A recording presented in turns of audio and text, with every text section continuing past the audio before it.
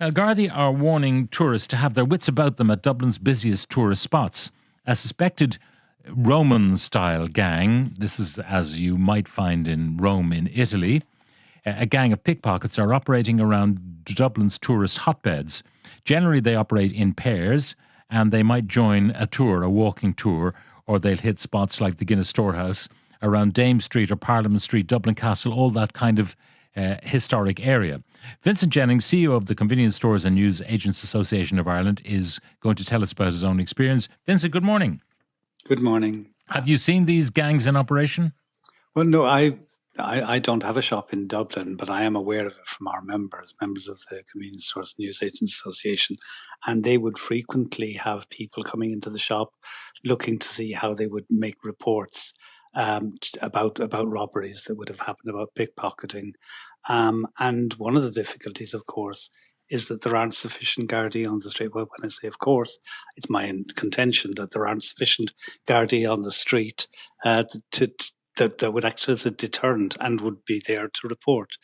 I mean, there certainly is a case to be made for having additional Gardaí for a variety of reasons. And it's not just good enough to suggest that, this is a matter of shame because it's tourists. There are crimes being committed left, right, and centre against people, and we need more guards on the street. Now, normally, Vincent, when we're talking about the more less subtle kind of crime, like the antisocial behaviour, the feral youth, and so on. Here we're talking about quite sophisticated dipping into people's bags, into people's pockets.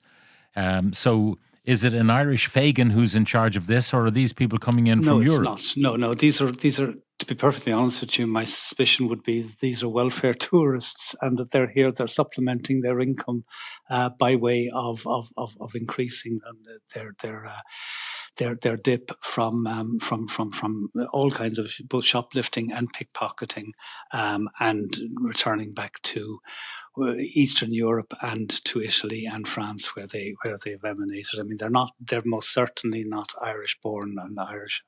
Okay, Irish so bred. they have developed their skills elsewhere. Yes, and as you say, incredibly adept, but can be seen, and with good CCTV monitoring, and with Gardaí close by, and with the assistance of and giving the assistance to the security officers. And it's wonderful to note that you have Lewis people and people on buses warning tourists to be wary.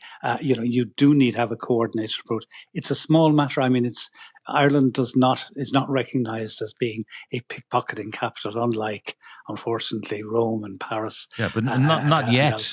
Not yet. No, not as of yet. And you need to be perfectly honest with you, Pat, what you need to do is, these are a small group of people. They can be identified, and you harangue them and you harass them and you follow them to such a point that it's not worth their while anymore, and they will go away, and they'll be welcome to go away. So that's what you need. You need the Gardaí, hound them, harass them, absolutely. In plain clothes or in plain sight, one or the other, but tracking these people and letting them know they're there. I mean, the technique, it would appear, is that the main dipper will dip and get the wallet or whatever it might be and immediately pass it on to the accomplice. It can go three different ways, absolutely. So that when someone is apprehended, they don't have the stolen goods on them. Yeah. Nor does the person that they met immediately. No, it is incredibly sophisticated. But again, I mean, I know that various people have been calling for transport police for many years. I mean, another good reason to have transport police is this. You just need to have a coordinated approach, and there are areas such as in Belfast where there is a much greater level of cooperation between the PSNI and traders. Unfortunately, we come against the new problem of GDPR, and that we're forbidden for circulating images. Okay, explain to me exactly how that inhibits you. I mean, if you have someone who comes into one of your members' convenience stores and they have been observed to take something, and you might be a very brave shopkeeper to confront some of these people, and then they are heading off down the street. Time was before GDPR when the security man, say on Grafton Street, would get on his walkie-talkie and immediately alert his colleagues a few shops down. They're on their way. That's right. what they're wearing or what they or by name and knowing them and everything like that. And yeah, unfortunately, defamation laws and GDPR have put paid to an awful lot of that. Now, you'd like to think that the new changes to the defamation law will make some changes there, but it's still down to you only have qualified privilege rather than them having to show that there's been serious harm. And again, GDPR is coming in the way.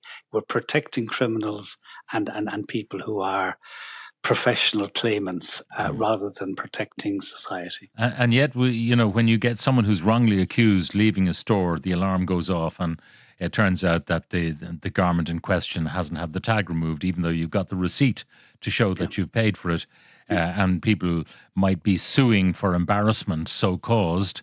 If they have you've got to show that there's serious harm done. Accidents but I mean, happen, they've changed the rules on that, so that would not really be an actionable case if it's an innocent mistake and an understandable mistake by the store. But on the other hand, Pat, you'll still get 10 or 15 solicitors in the city who will still take on the case and cause difficulty to you.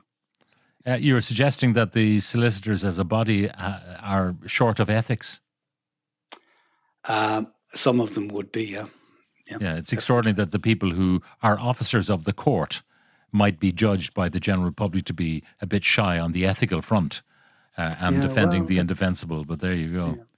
Yeah. Round and round we go, Pat, says a texter. We have no Gardaí on the streets. That is the bottom line. No one is addressing this issue until some politician makes antisocial behaviour and accountability their top mandate, then absolutely nothing will change. And that's probably true. I mean, you have Simon Harris is going to take on Elon Musk and the like. But it's not Elon Musk most people are concerned about. It's the yob who's going to clap you on the back of your head or steal your bag or your wallet. That's what most people are probably more concerned about. And I mean, I welcome the discussion, but I don't think we should just focus upon protection of tourists. I mean, I think that radio presenters and public representatives are equally entitled to protection. All right. Anyway, in the meantime, the dippers continue. And your members, I presume you advise them as to what they can do legally and so on in terms of trying to protect their property. Correct. And I mean, confront is always something that you have to be aware of and wary of, because there is a growing level of menace and a growing level of threats and a growing level of dangerous behaviour to both the owners and to the staff. And no bar of chocolate is worth that.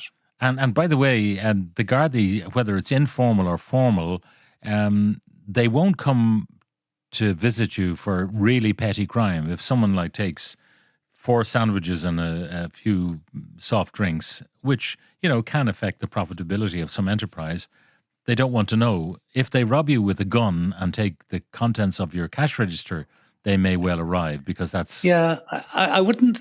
Okay, Pat, the truth of the matter is, and I'm not trying to be defensive here, I mean, we are very, very well served by Gardaí, but they can't come. Yeah. For every small... No. They will attend to every report that is made, but it could be 2 days later. So that's no good. I know, but I'm saying that. But again, they're hamstrung by everything has to be done and has to be done in triplicate and triplicate before it actually gets crossed off. You need more civilian people working in that system, and you need a more streamlined system. And it's not always going to be the sense, the thing of everybody has to ring 999, because that's what our instructions are now. You have to ring 999. It's done centrally coordinated, and they effectively color code them based upon. And you can understand that there have to be priorities as well. Sure. But I mean, and I understand the usage of the word petty crime, but it's not petty crime if your business is on the line. If this is happening literally 10 and 15 times in the day, it really does drag down your ability to continue to provide a service to the community.